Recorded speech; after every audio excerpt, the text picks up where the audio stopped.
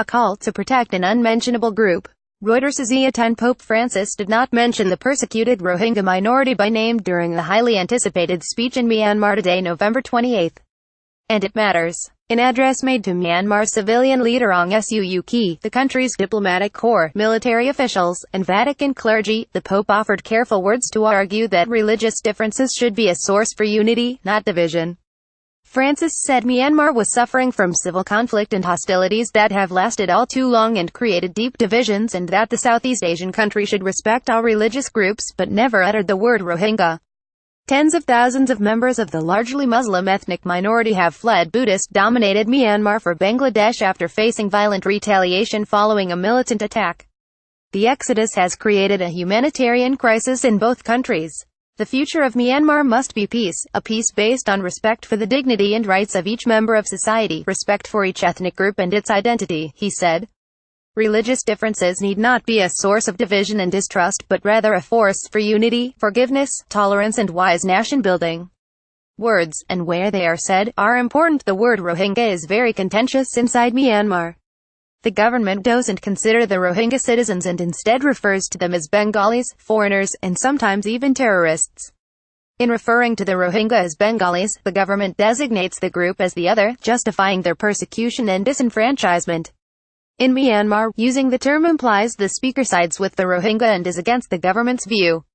Papal advisors had warned him that using the word during his first visit to the country could exacerbate the tense situation and also put the country's very small Christian population at risk.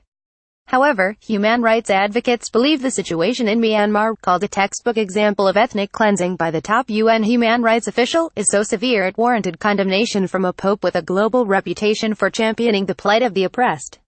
It might be hard to find a people more oppressed. As Quartz Omnimoin wrote last month in 2009, a UN spokeswoman described the Rohingya as probably the most friendless people in the world, and it's easy to see why. In 2015, the plight of the Rohingya was brought to the forefront when boats packed with Rohingya migrants were left stranded at sea. The Rohingya, collectively dubbed across international media as boat people, were stuck because they were turned away from a number of Southeast Asian countries, including Malaysia, Indonesia, and Thailand. Unwanted in Myanmar, the Rohingya are also often rejected from the countries they hope to flee to. Since the late 1970s, nearly 1 million Rohingya are estimated to have fled Myanmar. The 2014 census, which the UN helped conduct, banned the use of the term Rohingya. The use of papal discretion. It's not uncommon for the Pope to avoid directly criticizing his hosts while making trips abroad.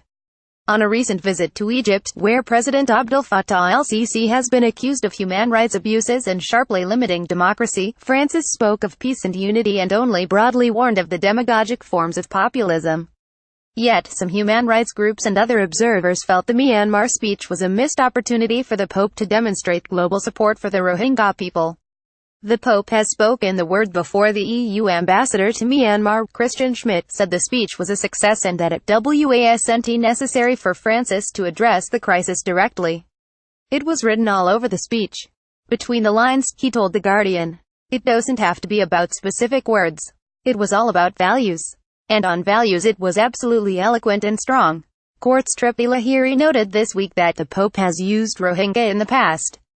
During a August 27 address at the Vatican, Francis said he was following the sad news of the religious persecution of our brother and sister Rohingya and called for them to have rights.